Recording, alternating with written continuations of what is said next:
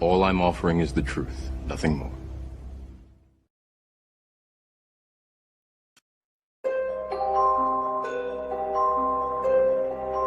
With the risk of sounding like a person who truly did jump out of the bushes yelling, "It's coming, it's coming."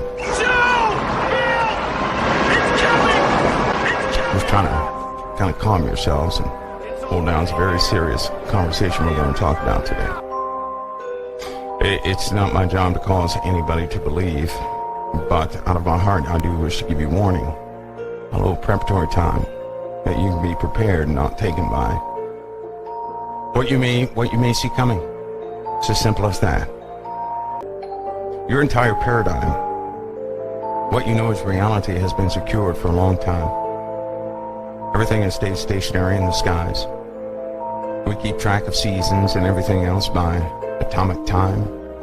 Things of that nature are constants in science and in formulas. We've been spoiled, really. We've had a time of rest for a long time. The only problems we've absolutely had were problems of war. But the great calamities were held back, far and few in between.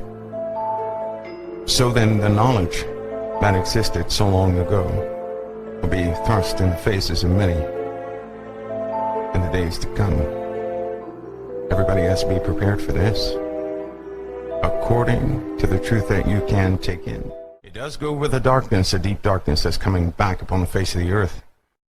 I tell you this, you guys familiar with the book of Revelation and other texts, you know that something will come upon the face of the earth from below. And something will come upon the earth from above. What comes from below is already here, mingling among men, but you don't know how. Many don't know the explanation of their own dreams. Many of us have been spoiled because everything has been somewhat stable. Ladies and gentlemen, that stability is about to be challenged in one of the worst ways it can. And as these things begin to change and alter the earth, so will the minds of mankind become desperate, and war will naturally ensue. And I'm going to explain to you what the darkness is, as best I can, what I'm familiar with. And it takes a toll on everybody who comes in contact with it. In fact, a person who's irresponsible should never seek out darkness. It will surely consume your soul. Darkness will again be upon the face of the earth, and what was ancient will rise up again. Folks, you live in a very different time. Most of what I'm going to say to a lot of people, you won't believe. But then again, no one believes until something happens, and then when something happens, they seek out the source of those who knew. By that time, the sources have they're all but gone. Thus, you're stuck in a place with no instruction, with things you cannot possibly believe, just like the undoing of the earth. There are signs all around you. Let me tell you how they work, though. Because you not having certain knowledges, you're kept in the dark about many things. You can only believe what you see, and so you buy the paradigm of which they place before you. When they get somebody that grows up in their educational systems, they cause them to believe in a lie, and thus they go out with a sincere heart and begin to fight for that lie. Global warming. You see how that works? They actually do believe in global warming, those spokespersons, because they sincerely believe you can always detect the sincerity. That's what keeps it plausible in your mind. It's important you understand this process. That's how they work. It's how they always have worked. Is everybody clear on that process? I'm telling you that people have been raised into a lie. You have detected their sincerity, which causes you to believe in their cause.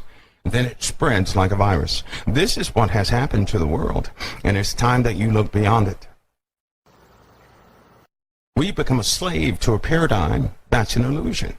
All of what you see is not real, though it has real effects upon your life. You are simply maneuvered by a control system that you need to break free of.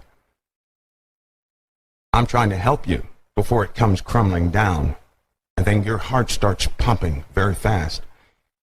Because in your mind, you will think that your world came to an end. Men's hearts will fail them for fear, for looking after those things that are coming upon the world. That's not from one thing, that's from multiple things. You see, there are forces out there that mankind cannot comprehend. Everybody with me so far? Just like CERN, right? There is a public side of CERN, and then there's the true side of CERN. I can assure you nobody's trying to collide little bitty particles and to find out what. I can assure you that's not the mission. What are they going to do, cure cancer with it? No. It all leads back to something else.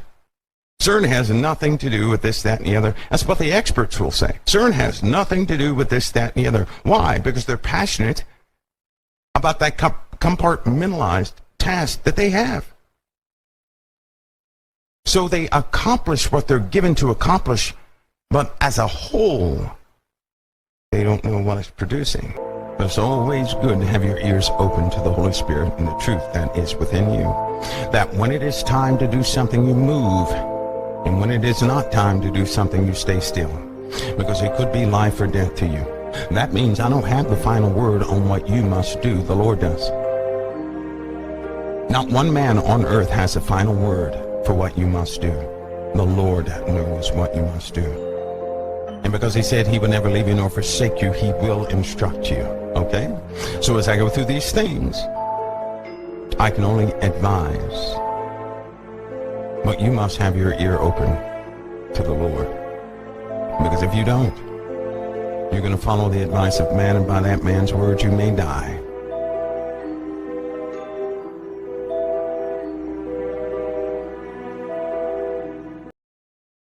What the fuck does WTF mean?